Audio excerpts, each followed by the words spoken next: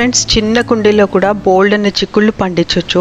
చిక్కుడుకాయలు చాలా ఈజీగా చిన్న చిన్న పాట్స్ లో కూడా, బాల్కనీ గార్డెన్ లో కూడా ఎక్కువ సన్లైట్ లేకుండా కూడా బాగా కాస్తాయి అన్నమాట. మన బాల్కనీ గార్డెన్ లో చాలా చిన్న పాట్ లో కనీసం 3 ఇంచెస్ 4 ఇంచెస్ పాట్స్ లో కూడా బాగా కాసాయి. చాలా హార్వెస్ట్ వస్తుంది, చాలా అంటే చాలా హార్వెస్ట్ వస్తుంది.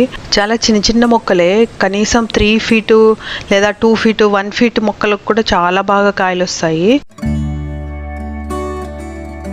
అయితే మనం కేవలం మార్కెట్లో మామూలు చిక్కుడుకాయలు కొంటాం కదా, దాంట్లో కొన్ని ముదిరిపోయిన గింజలు ఉంటాయి కదా, అవి తీసుకొచ్చి పెట్టానన్నమాట. పెడితే ఇది బాగా వచ్చింది. అంటే 2 years నుంచి మేము దాని సీడ్స్ వచ్చినవే మళ్ళీ మళ్ళీ పండిస్తున్నాము.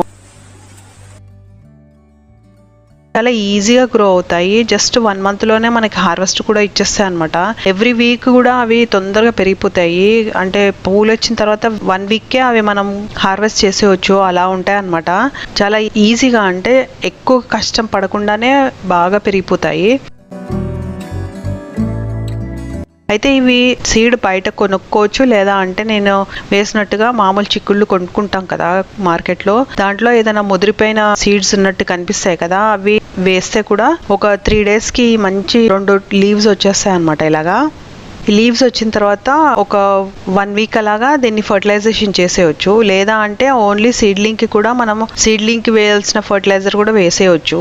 అయితే సీడ్స్ వేసేటప్పుడు కూడా మంచి సాయిల్ మిక్స్ చేసుకోవాలి.